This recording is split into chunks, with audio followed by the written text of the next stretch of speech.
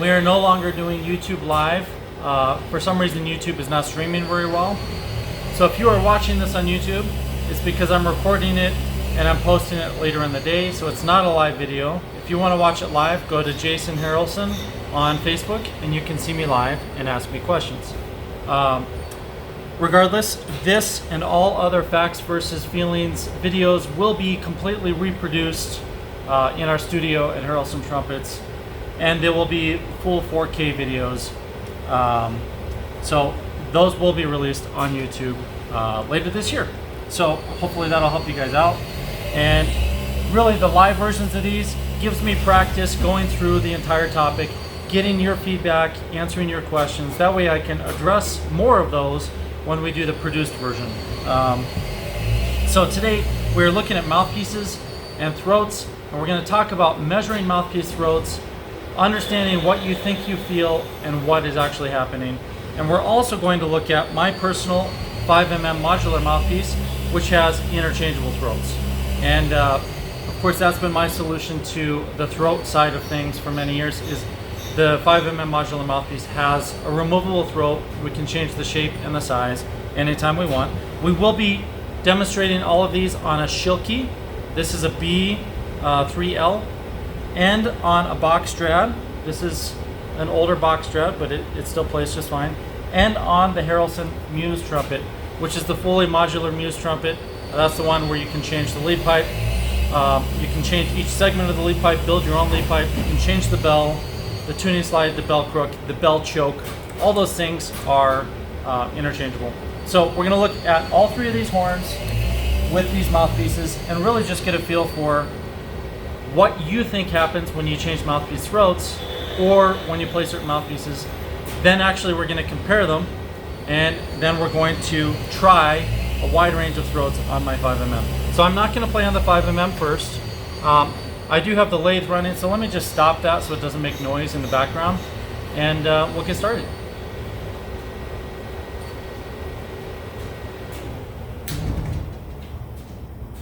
Okay, that's a little quieter. I wanted the lathe off just because I want you guys to be able to hear what I'm playing. So I've got these mouthpieces. The first one's going to be a Bach Corporation Bach Corporation 18. This is an 18.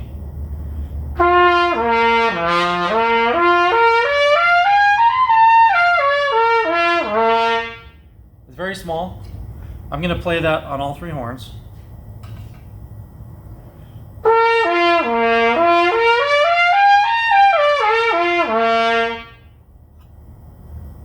And that was the Bach. This is the Muse.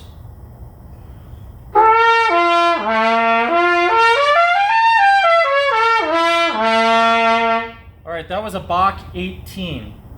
Okay, so we're going to start there. And the first thing we're going to do is measure this mouthpiece throat. Find out what size it really is. Okay, so we use gauge pins to do that. I'm going to grab the gauge pins. You'll come with me here. And we will measure this throat.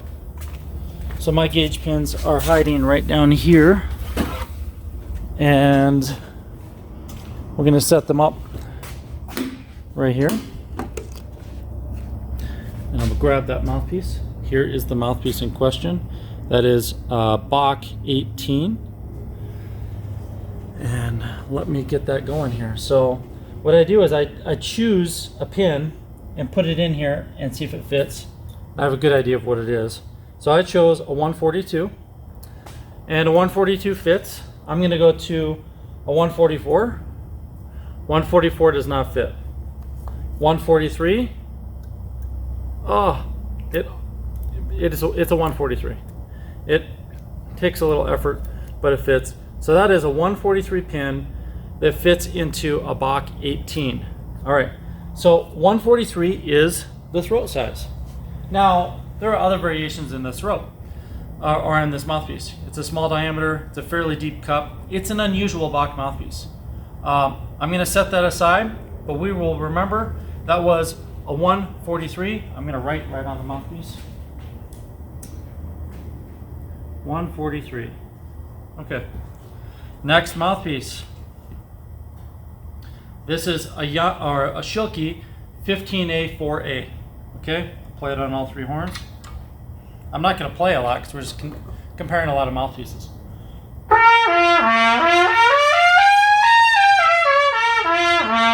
Whew, that one is really bright. But it feels more comfortable. That 15 is a little closer to my size.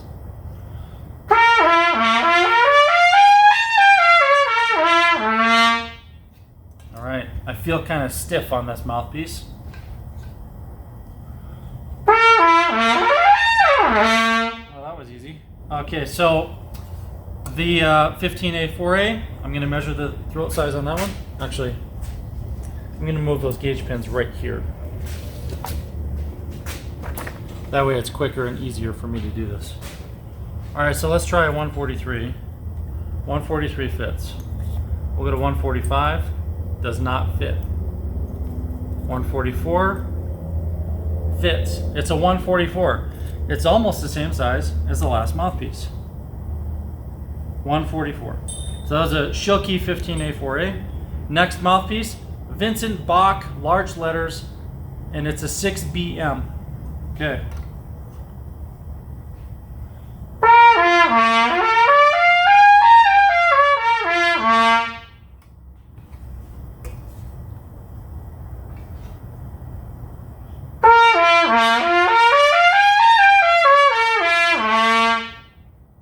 That feels pretty decent on the Bach.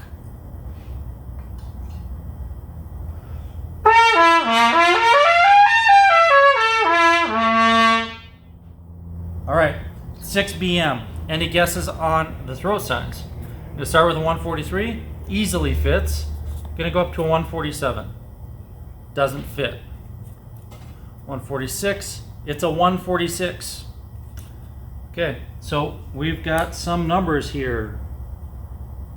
146, and that was a Bach 6BM, which means it had a deeper cup. I don't remember what the M means. I don't know, but the B is a deeper cup. Okay, the next one is a Marcinkowitz, and this one is an E3/3C. E3/3C.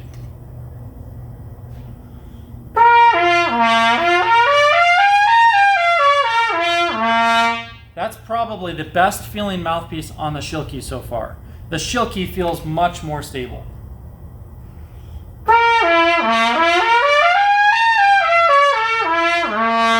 Okay, not as good on the Bach. And on the Harrelson Muse.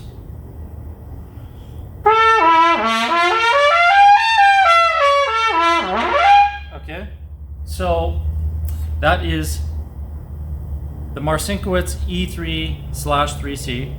We'll try a 145 to start, does not fit. A 141 does not fit. 139 fits. 140 fits. Let's go back to 141 and try it again. It's a 140. Okay, so that is 140 thousandths. So these gauge pins are thousandths of an inch, and the E3/3C by Marcinkowitz is a 140. I'm going to line all these up so that we can look at them here in a minute. Okay, the next mouthpiece is going to be, and I'm doing a survey of a bunch, really to show you guys something, to teach you something that you may not have known in the past. This is a Bach, Vincent Bach 5B, okay? Large or capped letters, but they're not the large letters. They're the standard size, but they're caps.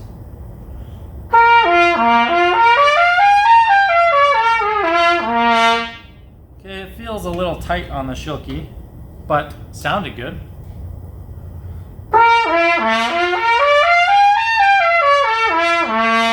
Sounds better on the Bach.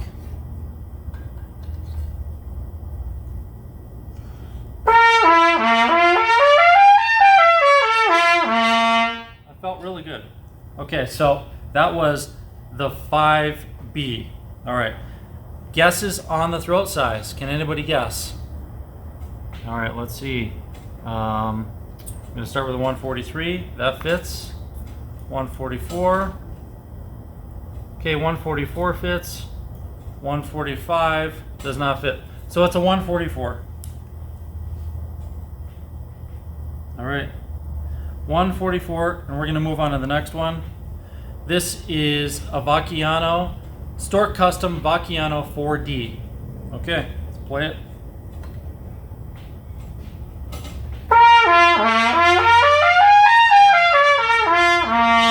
Wow, that really made that Shulky sound so much better.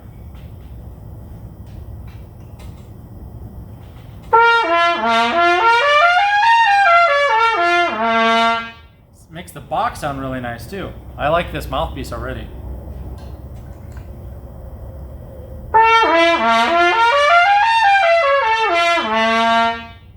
Really, all around, all three horns, this Stork Vacchiano 4D feels really good. Now let's measure it. 143 fits, 145 fits, 147 does not fit. Go down to a 146, does not fit. It's a 145. All right, so hopefully you're starting to see a little bit of a pattern here. Our range has been from 140 to 146, only 6,000ths difference between the smallest and the largest. We're going to continue. This one is a Yamaha 14A4A.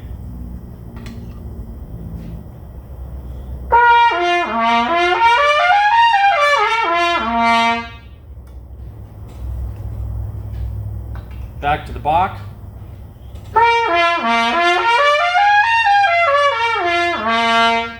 All right, it's a little squirrely so far on both of those horns.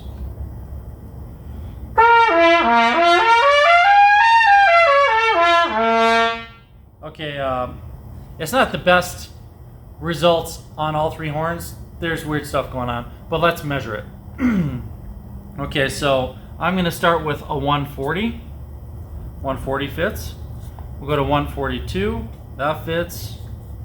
144 fits. 146 does not. 145 does not. So it's a 144. All right, so we have a 144 again. And we had two other 144s. All right, this is the last mouthpiece that I pulled out, and this is a CG Personal, so Claude Gordon Personal mouthpiece. All right, so let's play that.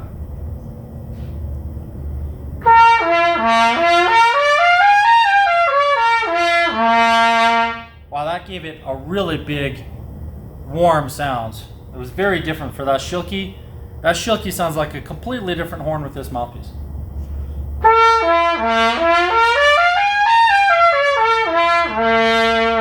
Same thing on the Bach. It really does feel more stable and a big warm sound.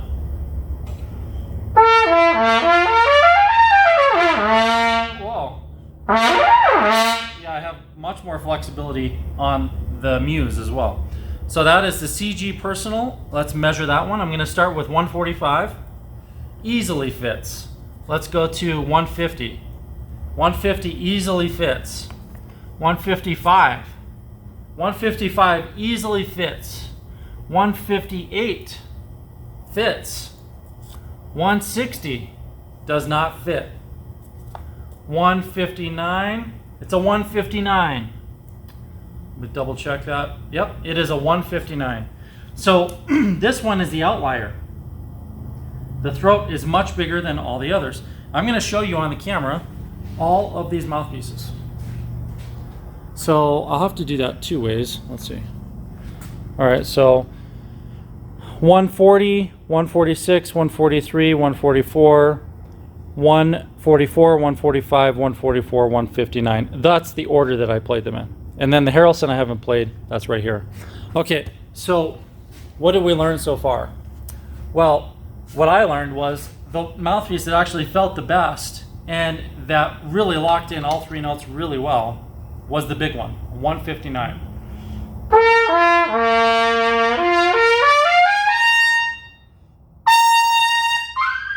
It feels so solid and so big and so easy to play.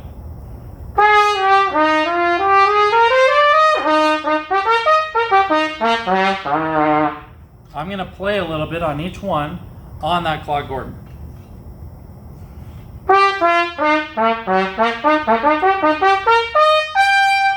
Yeah, it's just everything locks in so easy. And there could be other parts of each of these mouthpieces that makes it play easier, but the throat I can feel.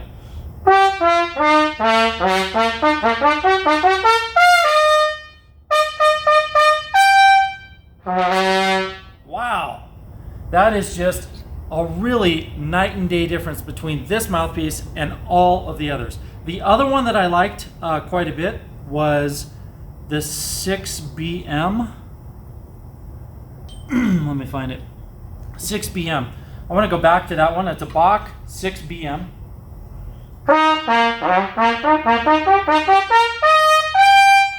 That feels really great on the Shulki. Put it on the Bach.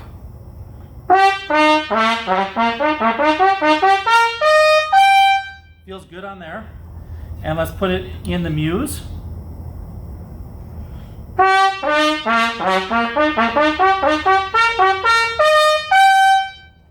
Very solid. So I would say this is the second best choice of all of these mouthpieces. Now keep in mind, that's with me. That's me being the player. But the CG Personal is a much wider mouthpiece rim. Excuse me. It's got a fairly deep cup and obviously a 159 throat, bigger throat. The 6BM, which was my second favorite, is much smaller in diameter. It has probably around the same depth cup and a 146 throat, so 13 thousandths smaller. Just comparing those things, for me, the CG Personal feels way, way better. However, okay, someone's complaining about audio. I think it might be you because no one else is complaining about the audio, so I don't know what to say. But everyone else, no one else has complained about audio that I see. Can anyone else hear the audio?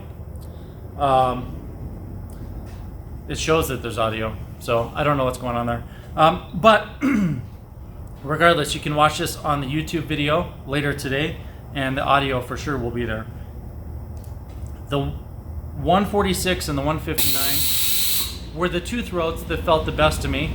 Keep in mind there are other things you can't really compare because they're different manufacturers, built at different times, different rims and cups and backboards and mass and all this stuff, right? So how do you compare them all? How do you compare just the throat with the 5mm? On the Harrelson 5mm, we can now just put in any throat size. So I'm gonna pull it apart and see which throat is in there right now. Right now we have, hold on a second. I'm gonna get all these lined up in a row. Okay, so the throat that's in there right now is going to be a 150-21. So we're going to start with that, which is bigger than everything except the Clark Gordon. Okay, so this is going to be bigger than almost everything you just heard me play. But we'll start there, and from that we're going to change the throat size and see what happens. Okay, so first up is the Shulki, and this is my rim, the cup that I prefer, and it's a 2133 backboard.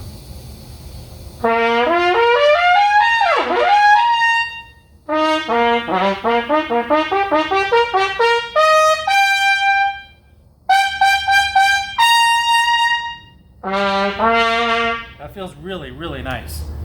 It doesn't feel like I'm playing a lightweight Shulki.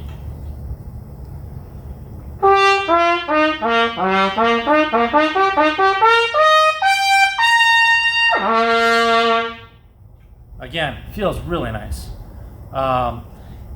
There's some bias there because the rim and the cup are my size. So that, of course, feels very comfortable. The throat is a 150.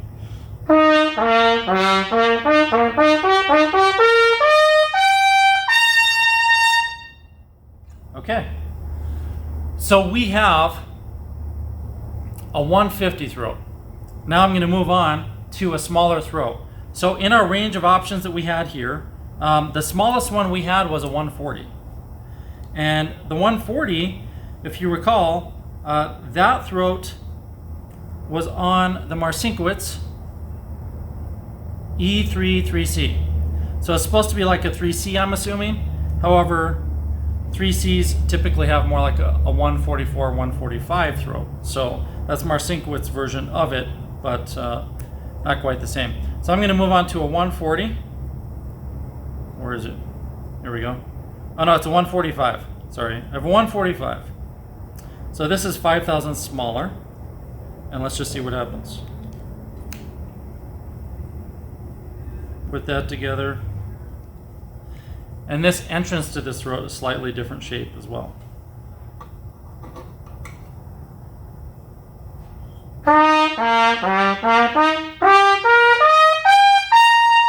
So right away it brightened up. It doesn't have the breadth of tone.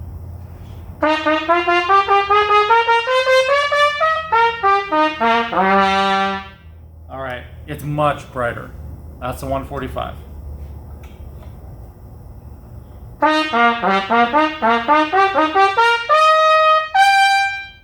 Feels a little better on the Bach. The Bach is just a much more stable horn. Again, brighter.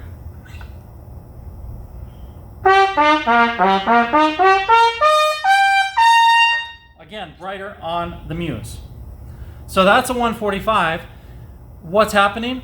Well, the smaller the throat, the brighter it becomes, and the more resistance we feel. Okay, so a lot of times people think that the throat is something that should change with the size of the diameter of the rim or the cup, and a lot of people think that happens. But in reality, we have all these mouthpieces here, and all except for that one CG Bench, the other 7 mouthpieces fell into the range of throat sizes between 140 and 146. We had one 140, which was the E3 3C from Marcinkowitz, and then we had a 143, which was the Bach 18. We had a 144, which was a Shulki 15A4A, another 144, which is a Bach 5B, another 144, which was a Yamaha 14A4A. Then we had a 145, which was a Stork Custom 4D, which I did like. And then a 146, which was the Bach 6BM. The last one we did was a CG Personal 159. And most people believe that if you were to play a Bach 1.5C, it must have a bigger throat in it. The reality is, on the Bach side of things, they all tend to be around 145. Sometimes 143 up to 147, depending on how much tool wear they had when they made those. But they're all right around 145. Yamaha, same thing. Shulki tends to be closer to 140. And that's for most of their line. Now, when you get to a Shulki and you get to a bigger mouthpiece, they might be a little bigger. But let's see, the Shulki 15A4A was a 144. So it's a little bit bigger, but at the end of the day, you're not going to find very many Bach or Yamaha or Shulki mouthpieces that go beyond 147. Now, a lot of you use drill charts and drill sizes. Throw that crap away. Drill sizes do nothing for you. They are just confusing. I'm going to show you why in just a second. Let me grab a drill chart.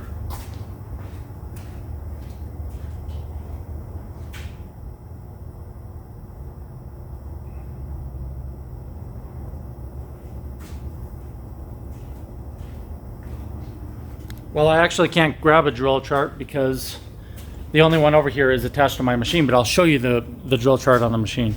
So you can see these are all the throat sizes. And on these throat sizes, what you have is, if we look at a 145, there's no drill size that fits that. But 144 is a 27. So a lot of these were supposed to be a 27. And they just weren't machined right to be a 27 because they didn't use a reamer. They probably used either a dull reamer or a drill or some other tool. A 28 is a 140, and a 25 is a 150. Why don't you want to use drill chart numbers? Well, first off, because they don't mean anything. Like, they only correspond to thousandths of an inch. So unless you happen to memorize the chart, they really don't have any real meaning. Because the difference between a 26 and a 25 is 2 thousandths of an inch. But get this, the difference between a 25 and a 24 is 3 thousandths. And then if we did the difference between a 23 and a 22, then the difference is 3 thousandths. And these vary. Sometimes they're 2,000ths, sometimes they're 2.5, sometimes they're 3, sometimes they're 7,000ths apart. Let's look at a more extreme version. So if we look at a 30, that's actually 128 thousandths, right? And then a 29 is 136. So that's almost 7 thousandths of an inch difference between those two sizes. And that's why drill charts really should have been thrown away a long time ago. We should have been measuring in thousandths of an inch all this time. The reason that mouthpiece makers use drill charts is because they were actually using drills, okay? That's why it happened.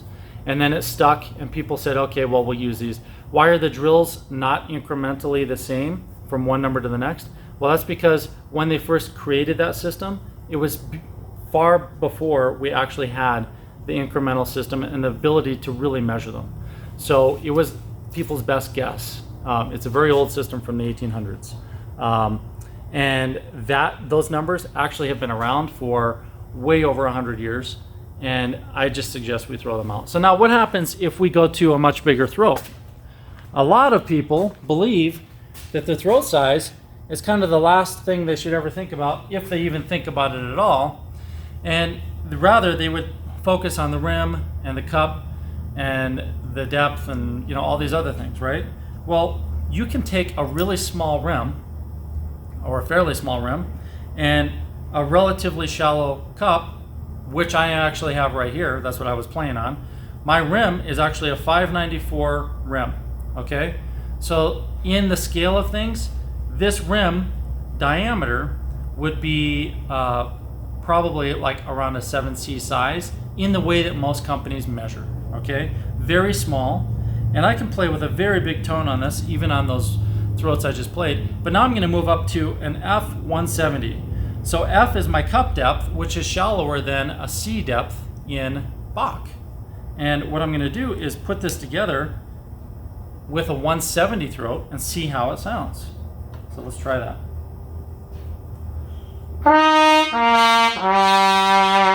Now the richness of this tone is just massive.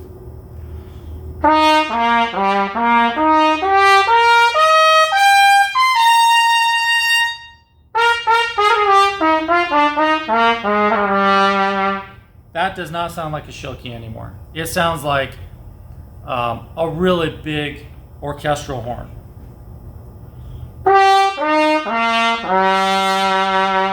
The richness is just overwhelming compared to the previous throats. Now we have this big, beautiful sound we were not creating before.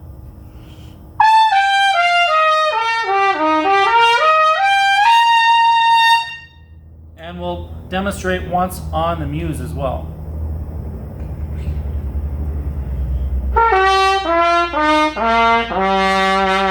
Well, that just feels so nice.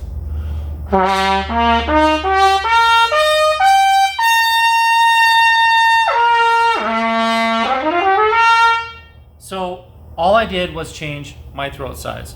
The last 3 demonstrations were done on 3 different throats. I started with an F150, then I went to an F140 with a sizzle entrance, and the last one was an F170, the standard size. But that shows you how you can have this huge range of color and projection and stability on all 3 of these horns just by changing one factor, the throat size. All these other mouthpieces, the majority of them kind of had the same kind of tendencies on these 3 horns. A couple stood out as better than the others, and those couple that stood out were the 6BM and the Claude Gordon Personal, which happened to have the biggest throat sizes. So what is this all about? Well, in reality, most of you are playing on a throat size that's just too small. And the reason you may have done that is because that's what you were given. But if you could get used to playing something bigger, then you could probably take your playing a lot further and get that warmth and richness and full sound and stability on almost any horn. Even this flimsy Shulki became a really big solid horn with the right throat size. And I would say this horn really loves 160 to 170. That's what I'm feeling. On the Bach, we had a little better results. It felt better even down to like a 146.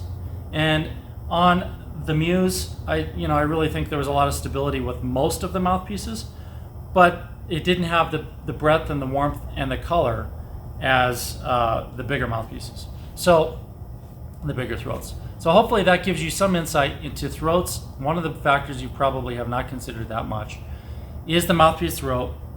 You could drill out a throat that you have on a current mouthpiece. If you have a whole bunch of mouthpieces, you could start to drill them out. But I would say if you did that, then you should probably do it right. Take it to a machine shop and ask them to use a precision reamer and ream it in an amount that you think is going to be appropriate. And I would usually move up in 4 to 5 thousandth increments.